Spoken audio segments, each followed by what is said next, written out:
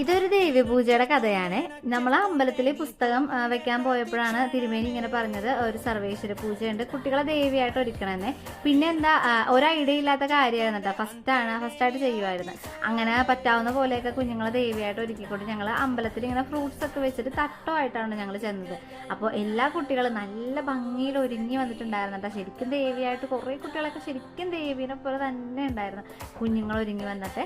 അപ്പോൾ ഇത് വെച്ചാൽ സർവേശ്വര പൂജ എന്ന് പറയും. പിന്നെ കുട്ടികളിങ്ങനെ ദേവി സഹസ്രനാമം ചൊല്ലി ഇങ്ങനെ പൂക്കൾ ഇങ്ങനെ വിളക്കിലിങ്ങനെ അർപ്പിക്കാട്ടോ ചെയ്തത്. സത്യം പറഞ്ഞാൽ ശങ്കരിയുടെ ഒക്കെ ക്ഷമയെ പരീക്ഷിക്കുന്ന കാര്യമായിരുന്നു. ആദ്യമായിട്ടാണ് ഇത്രയും പേരൊക്കെ ഇരിക്കണേ. പക്ഷേ അവർക്ക് ചുറ്റുമുള്ളൊരു മൊത്തം അവരിങ്ങനെ ശരിക്കും എല്ലാ കുഞ്ഞുങ്ങളെയും ശരിക്കും ദേവിയായിട്ട് തന്നെയാണ് അവർ കണ്ടത്. അവരൊത്തിരി ഫ്രൂട്ട്സും അതേപോലെ മധുരപല സ്വീറ്റ്സും പിന്നെ അവർക്ക് ഇഷ്ടപ്പെട്ട സാധനങ്ങളൊക്കെ കുറേ പേന അങ്ങനത്തെ കുറേ കൊച്ചു കൊച്ചു ഗിഫ്റ്റൊക്കെ അവർക്ക് കിട്ടി കേട്ടോ. അങ്ങനെ അവർ ഹാപ്പിയാണ്.